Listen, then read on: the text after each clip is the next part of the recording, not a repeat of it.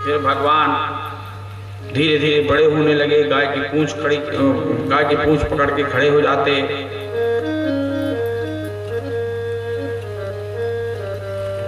एक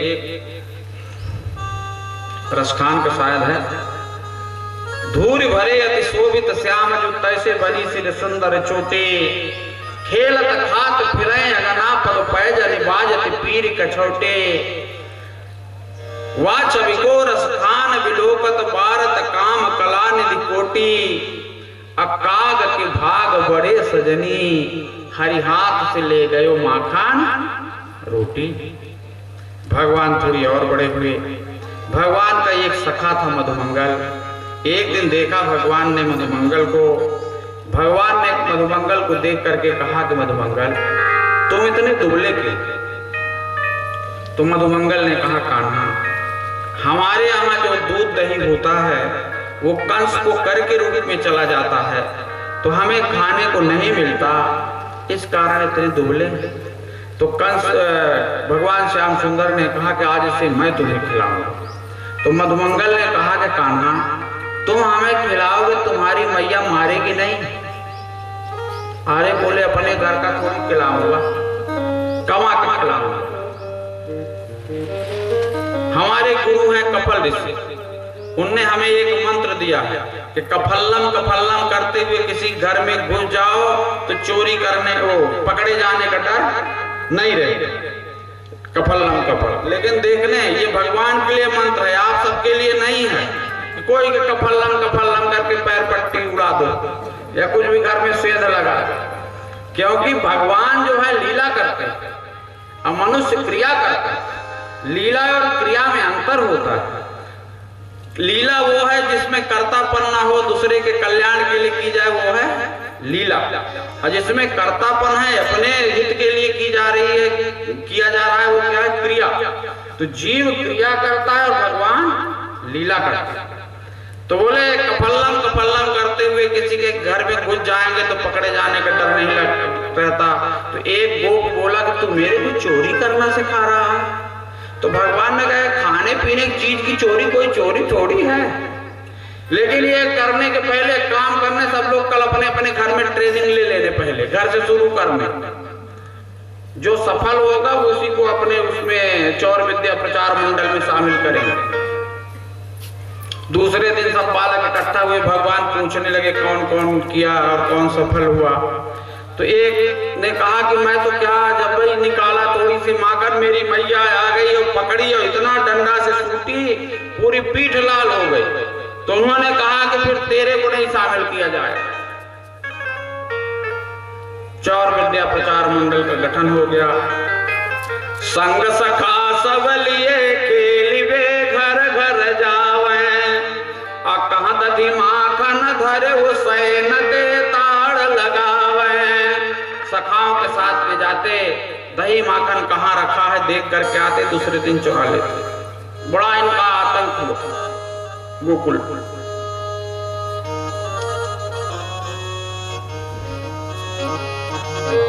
जिसके घर में नहीं पाते दही माखनों के बछड़े को छोड़ देते।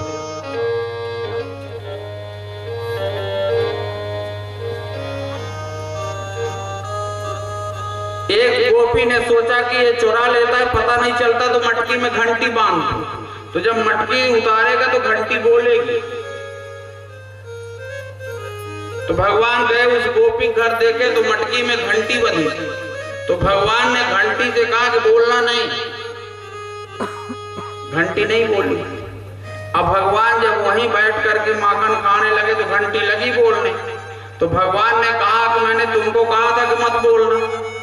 तो घंटी ने कहा कि मैं तो नहीं बोलती, लेकिन मैंने सुना है संतों से, शास्त्रों में, कि बिना घंटी बोले भगवान को भोग नहीं लगता, इसलिए बोलने लगा। ऐसे रोज रोज एक गोपी उलाहना लेके गई यशोदा मैया के पास के मैया तेरा लाला मेरी साफ दही माखन चुरा लेता है। तो माता यशोदा कहने लगी, कहाँ श्याम मेरो तनक तुम सब यौवन जोर, अब रहन लैया बहो तो पठ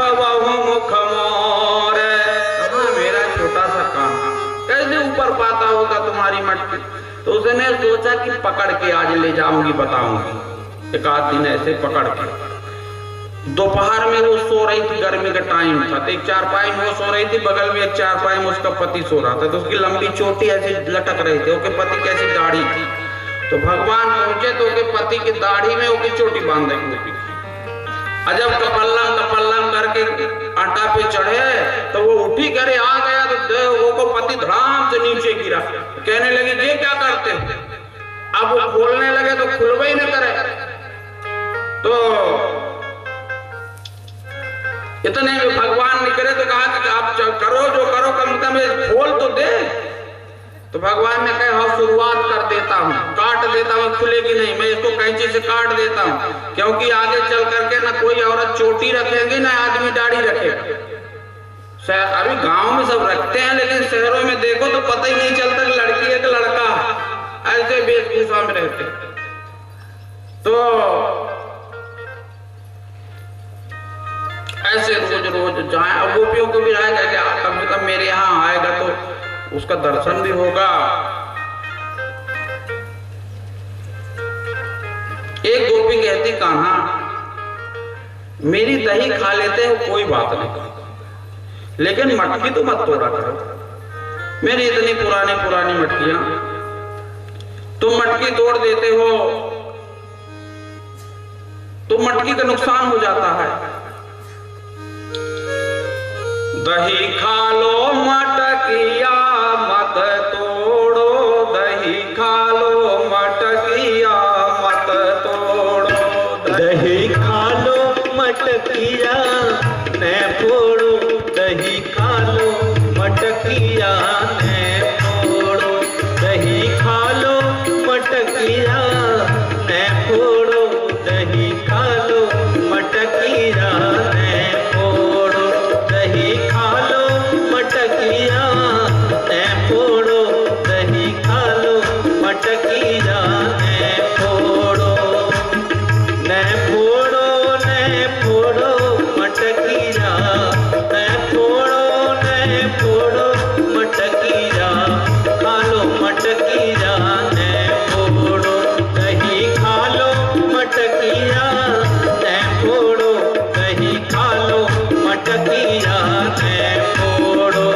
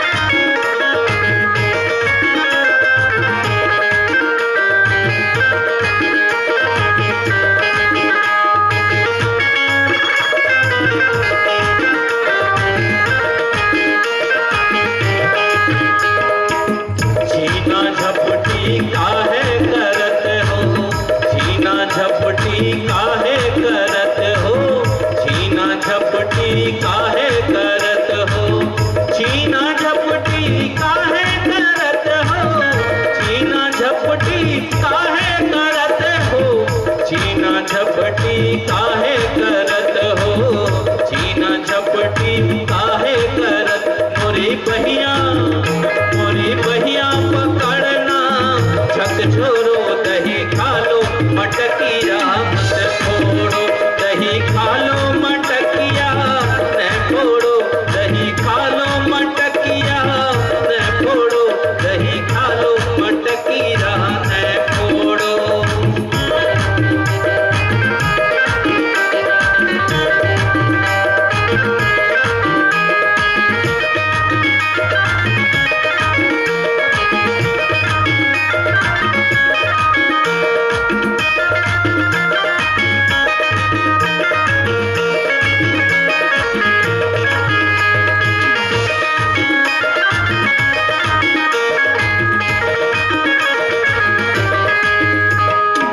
बिगड़ी चाल तुम्हारी मनमोहन, बिगड़ी चाल तुम्हारी मनमोहन, बिगड़ी चाल तुम्हारी मनमोहन, बिगड़ी चाल तुम्हारी मनमोहन, बिगड़ी चाल तुम्हारी मनमोहन।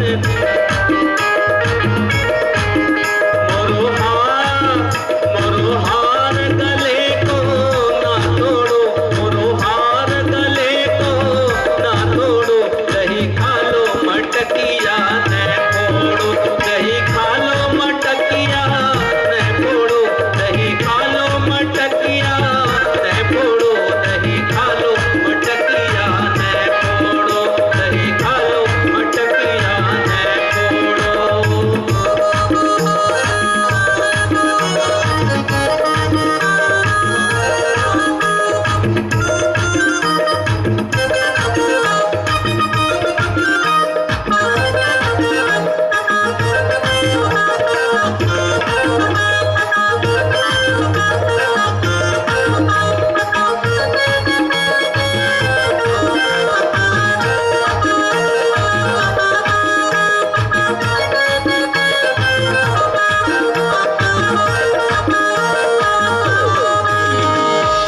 पार्थ राघव बड़े दयालु, पार्थ राघव बड़े दयालु, पार्थ राघव बड़े दयालु, पार्थ राघव बड़े दयालु, पार्थ राघव बड़े दयालु, पार्थ राघव बड़े दयालु।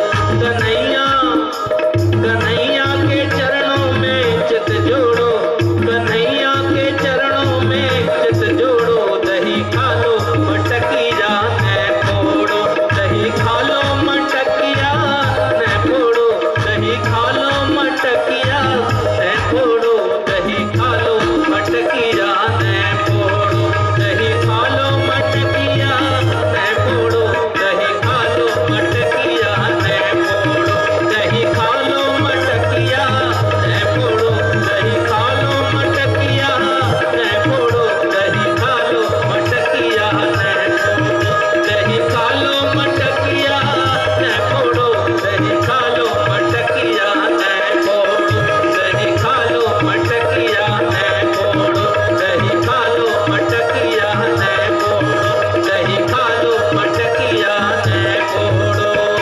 वृंदावन बिहारी लाल की जय। ऐसी बहुत सी भगवान की लीलाएं हैं, बाल लीला।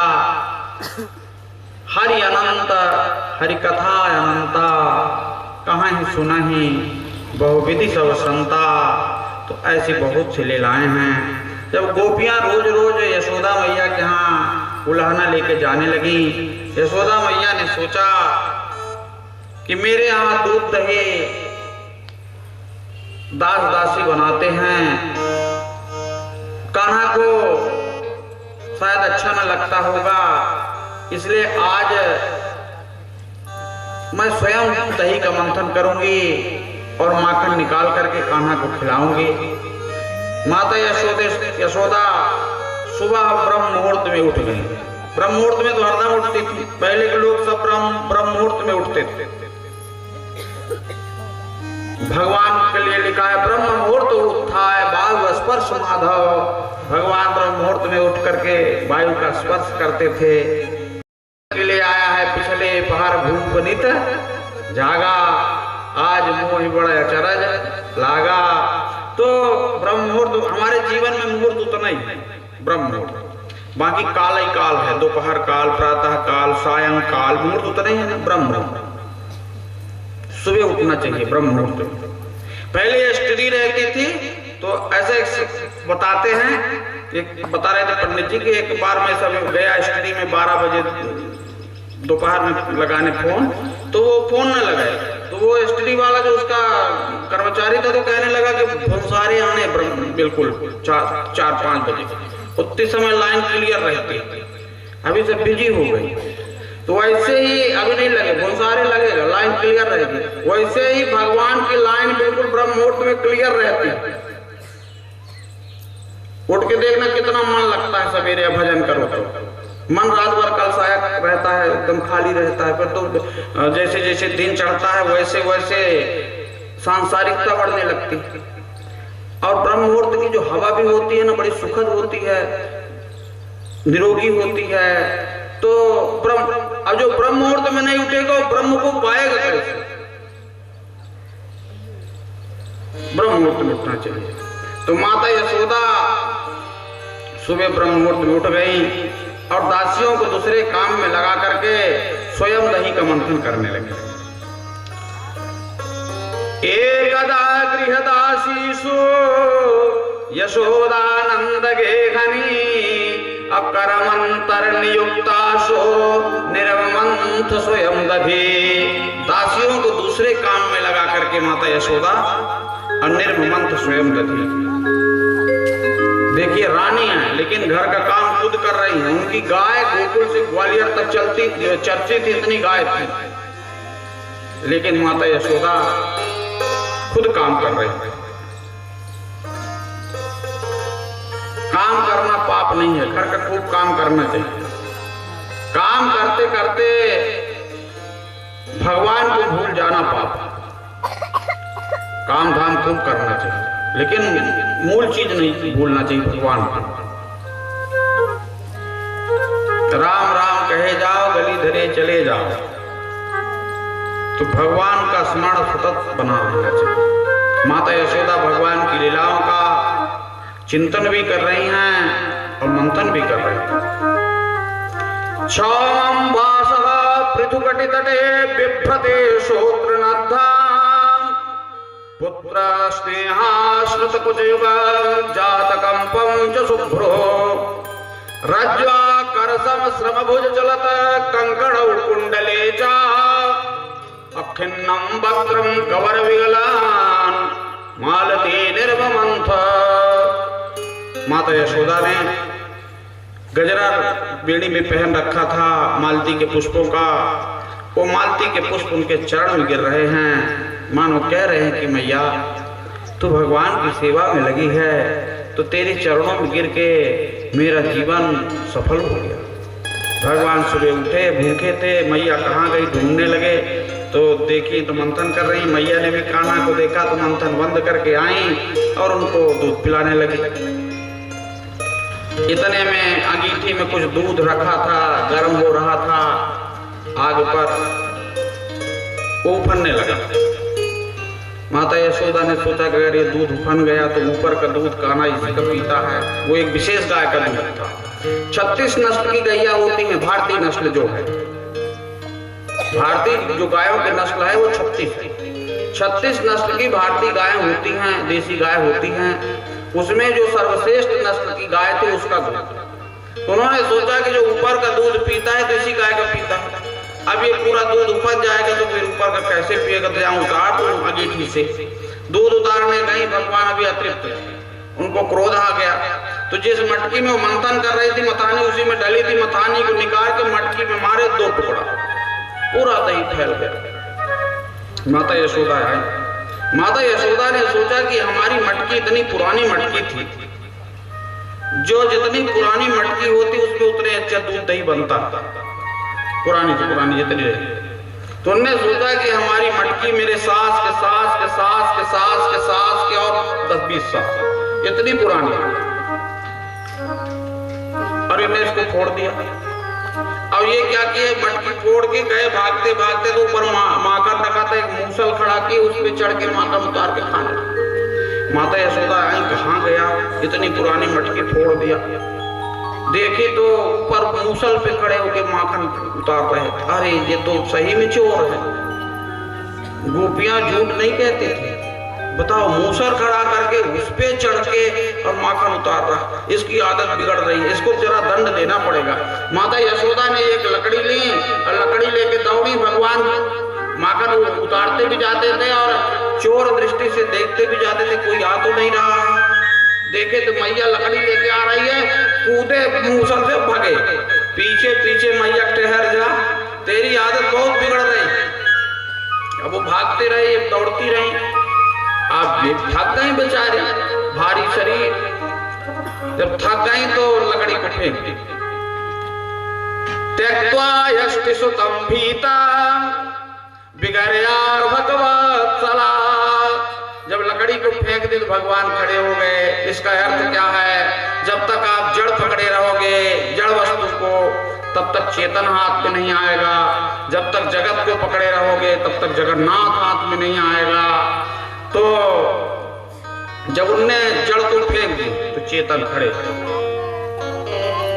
तेरी आदत बहुत बिगड़ रही है, आज तेरे को बांधू। रस्सी लाई, बांधी तो 2 अंगुल छोटी हो गई, फिर जोड़ी, फिर 2 अंगुल छोटी, फिर ऐसे ढेर रस्सी। 2 अंगुल ही छोटी इसलिए हो रही है कि भगवान को इशारा कर रही है कि आपको 2 पेड़ों का उद्धार करना है।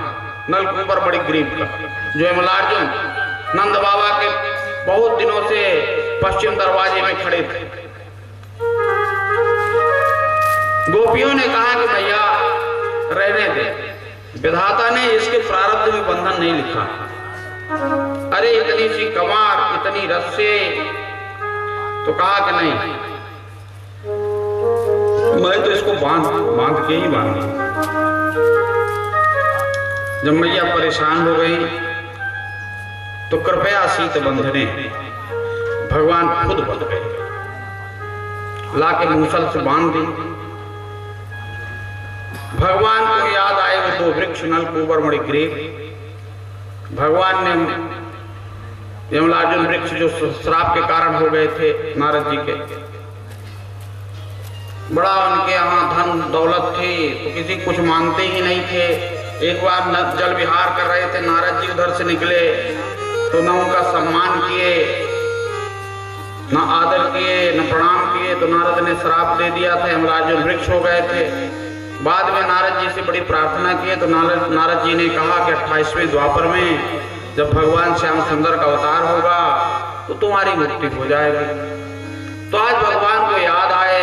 देखिए, साधु का श्राप भी वरदान होता, उनका श्राप भी उनके लिए वरदान हो गया। नलकूबर मणि ग्रीव को भगवान का दर्शन हुआ।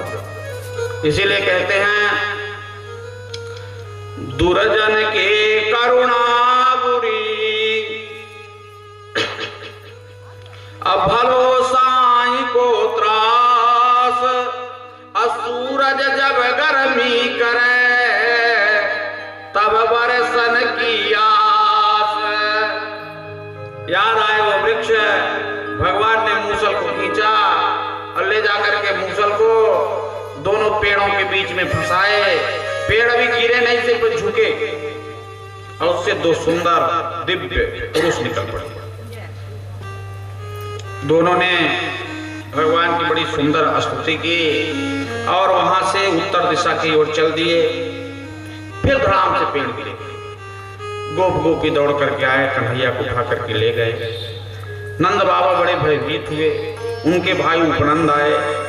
उपनंद ने नंद से कहा कि देखो, कब के ये पेड़ खड़े थे बाप दादा के जमाने से, और आज ये आप गिर गए। और कितने अपशगुन हुए, 2-3 बार कान्हा के जीवन में संकट आए। लगता है कि गोकुल अब रहने लायक नहीं है।